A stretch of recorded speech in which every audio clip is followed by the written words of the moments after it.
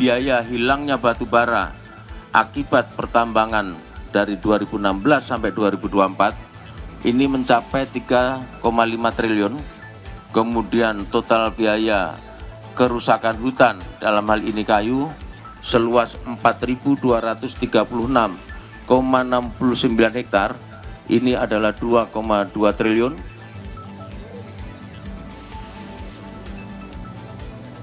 Satu kali lagi, 1, 2, 3. Bahwa kami dari Direktorat Tipiter Bareskrim Polri telah melakukan upaya penggagalan atau pengungkapan kasus terkait dengan illegal mining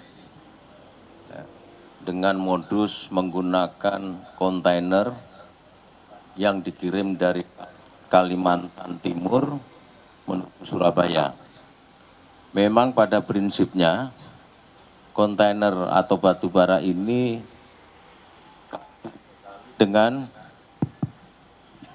dibekali dengan dokumen yang sah. Namun asal usul barang diduga kuat berasal dari kawasan IKN, yaitu di KM 48 atau Semboja yang kita kenal dengan Bukit Suwarto, dan ini luasannya cukup signifikan, sehingga pada kesempatan ini kami mengundang dari seluruh stakeholder yang mempunyai kepentingan dan tugas. Kenapa ini kita undang semua? Karena menurut kami bahwa IKN merupakan marwah dari pemerintah. Jadi kita harus clear dan clean-kan, tidak ada lagi kegiatan-kegiatan ilegal khususnya penambangan yang ada di kawasan IKN. Pada kesempatan ini kami akan melakukan press release, yaitu tindak pidana setiap orang yang menampung dan menjual dan mengangkut batu bara yang tidak berasal dari pemegang IUP atau izin. Sebagaimana dalam pasal 161 Undang-Undang 3 tahun 2020 tentang pertambangan mineral dan batu bara. Perlu diketahui bahwa penegakan hukum dilakukan terhadap asal-usul batu bara hasil dari kegiatan penambangan ilegal di Taman Hutan Raya atau Tahura, Bukit Suwarto, merupakan kawasan konservasi yang berada di Ibu Kota Nusantara atau IKN. Tadi di awal sudah saya jelaskan, sehingga dalam rilis kali ini kita melibatkan seluruh stakeholder, baik dari Kementerian SDM, Kementerian Lingkungan Hidup, Kementerian Kehutanan, Otorita IKN, dan Polda Jatim. Kronologi yang bisa saya sampaikan kepada rekan-rekan pada siang hari ini, mohon maaf tadi saya kelupaan ya, tentu yang saya hormati dan saya banggakan rekan-rekan dari media. Terima kasih atas kehadirannya. Ya.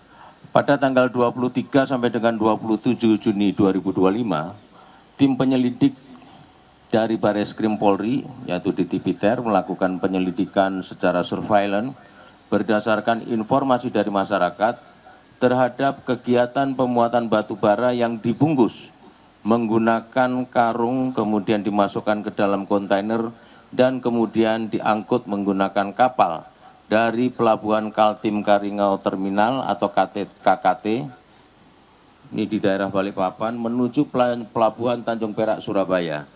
Diketahui bahwa asal-usul batubara tersebut berasal dari kegiatan penambangan ilegal di kawasan Tahura, Bukit Suwarto, Kecamatan Samboja, Kabupaten Kukar.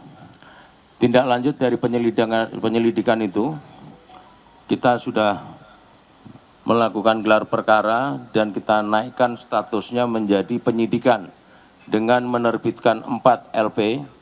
Yang pertama adalah LP nomor 68 tanggal 4 Juli 2025. Yang kedua LP nomor 69 tanggal 4 Juli 2025. Selanjutnya pada tanggal 14 Juli 2025 kita terbitkan LP nomor 72. Demikian juga dengan LP 73 yang kita terbitkan juga pada tanggal 14 Juli 2025. Kami sudah melakukan pemeriksaan terhadap 18 orang saksi dengan rincian sebagai berikut. Yang pertama adalah KSOP kelas 1 Balikpapan, kemudian operasional pelabuhan PT Kaltim Karingau Terminal Balikpapan, 3 agen pelayaran, kemudian perusahaan-perusahaan pemilik IUP OP dan IPP, saksi-saksi penambang, perusahaan jasa transportasi, dan ahli dari Kementerian ESDM. Barang bukti yang kami amankan dalam penyelidikan adalah sebagai berikut. Kami berhasil mengamankan 351 kontainer dengan perincian 248 kontainer sudah kami lakukan penyitaan di depo Pelabuhan Tanjung Perak Surabaya ini. Sementara yang 103 kontainer masih dalam proses pemeriksaan dokumen di Pelabuhan KTT Balikpapan. Jadi yang 103 ini belum sampai atau belum diberangkatkan. Namun demikian kita sudah amankan untuk pendalaman lebih lanjut.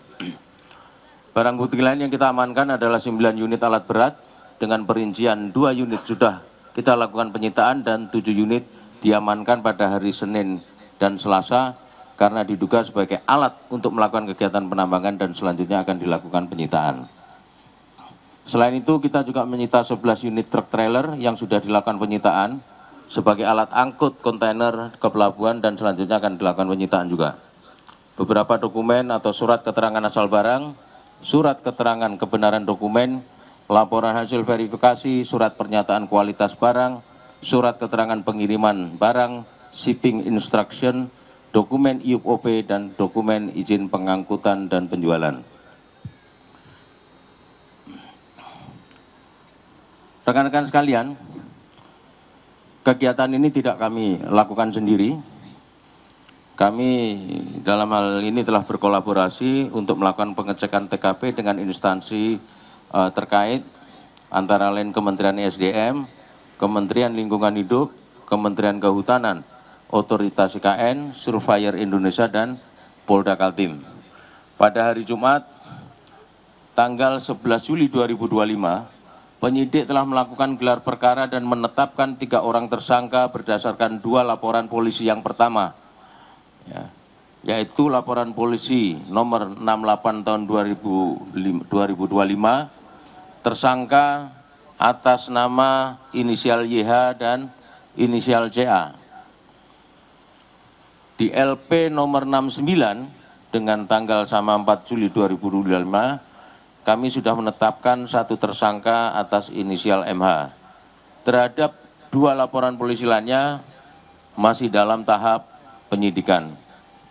Sementara itu terhadap tersangka YH dan CA sudah dilakukan penahanan sejak tanggal 14 Juli 2025 di rumah tahanan Bareskrim Polri. Terhadap tersangka MH akan dilakukan pemanggilan segera.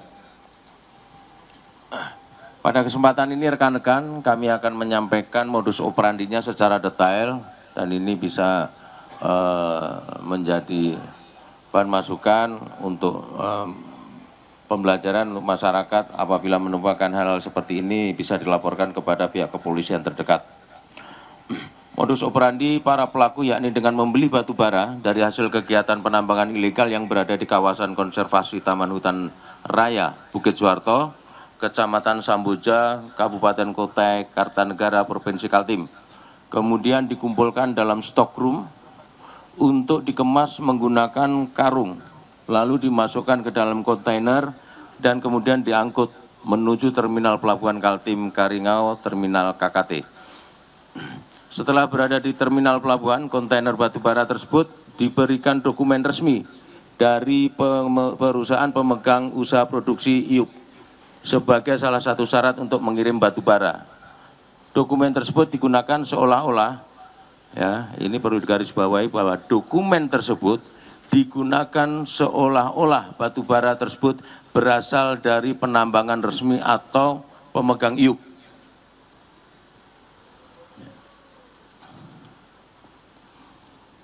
Kemudian penerapan pasal yang kita persangkakan terhadap para tersangka, yaitu inisial YH dengan peran menjual batu bara yang diduga berasal dari kegiatan penambangan tanpa izin, dijerat dengan pasal 161 Undang-Undang Nomor 3 Tahun 2020 tentang mineral dan batu bara dengan ancaman hukuman 5 tahun dan denda 100 miliar rupiah. Terhadap tersangka inisial CA dengan peran membantu saudara IH menjual batu bara yang diduga berasal dari kegiatan penambangan tanpa izin, dijerat dengan pasal 161 Undang-Undang Nomor 3 Tahun 2020 tentang pertambangan mineral dan batu bara, yunto pasal 55 KUHP terkait penyertaan dengan ancaman pidana penjara paling lama 5 tahun dan denda 100 miliar rupiah. Terhadap tersangka inisial MH dengan peran membeli dan menjual batu bara yang diduga berasal dari kegiatan penambangan tanpa izin, dijerat dengan pasal 161 Undang-Undang Nomor 3 Tahun 2020 tentang mineral dan batu bara dengan ancaman hukuman 5 tahun dan denda 100 miliar rupiah. Rencana tindak lanjut dari tim kami adalah melakukan proses penyidikan. Ini tidak berhenti sampai di sini saja. Nah, ini tolong dicatat. Tapi masih berlanjut untuk melakukan pengembangan terhadap pihak-pihak baik penambang maupun pemberi dokumen IUP dan RKAB dalam melakukan penjualan batu bara, kemudian pihak-pihak yang membantu terlaksana tindak pidana ini. Kami akan menerapkan pasal TPPU dikarenakan penambangan sudah berlangsung cukup lama dan ini menjadi perhatian pemerintah kita. Ya, penambangan ini sudah dimulai sejak tahun 2016 sebagaimana yang kita dapat dari foto citra satelit yang kita peroleh. Potensi kerugian berdasarkan hasil kolaborasi bersama ahli dalam proses penyidikan,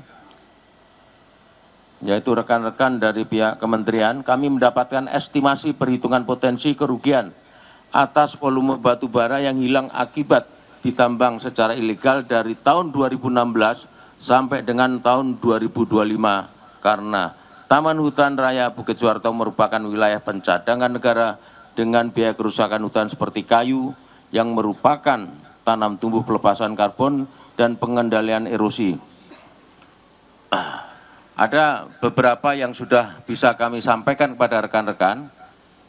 Yang pertama adalah biaya hilangnya batu bara akibat pertambangan dari 2016 sampai 2024 ini mencapai 3,5 triliun. Kemudian total biaya kerusakan hutan dalam hal ini kayu seluas 4.236,69 hektar, ini adalah 2,2 triliun. Untuk kerugian lingkungan akan dihitung kembali karena ini merupakan hutan konservasi, kemungkinan besar dan pasti kerugiannya akan lebih besar karena di variabel untuk penghitungan hilang biaya kerusakan ini tidak hanya dari pohon saja. Nanti akan dijelaskan secara detail oleh rekan-rekan dari kementerian. Jadi total sementara, estimasi sementara, sedikitnya sudah terjadi kerugian senilai 5,7 triliun. Terakhir dari kami sebagai closing statement, bahwa kami Polri dalam ini Bareskrim khususnya Dirtipiter sesuai dengan program Astacita Presiden Republik Indonesia yang telah dijabarkan ke program Kapolri, berkomitmen akan melakukan penegakan hukum secara profesional dan berkeadilan, bersinergi, bekerja sama dengan instansi terkait, baik dari TNI, SDM, lingkungan hidup, kehutanan, dan otorita IKN, dalam rangka menjaga sumber daya alam yang merupakan aset kekayaan negara. Lebih khusus wilayah IKN adalah merupakan marwah dan kehormatan bagi pemerintah negara Republik Indonesia, sehingga segala bentuk kegiatan ilegal mining di lokasi IKN harus ditertibkan dan ditindak tegas karena menjadi atensi pimpinan negara kita. Saya kira itu yang bisa kami sampaikan rekan-rekan. Setelah ini kita akan berikan waktu kepada teman-teman dari kementerian untuk memberikan statement terkait pengungkapan kasus yang kita laksanakan beberapa waktu lalu. Kurang lebihnya mohon maaf. Saya akhiri billahi taufiq wal hidayah. Wassalamualaikum warahmatullahi taala wabarakatuh.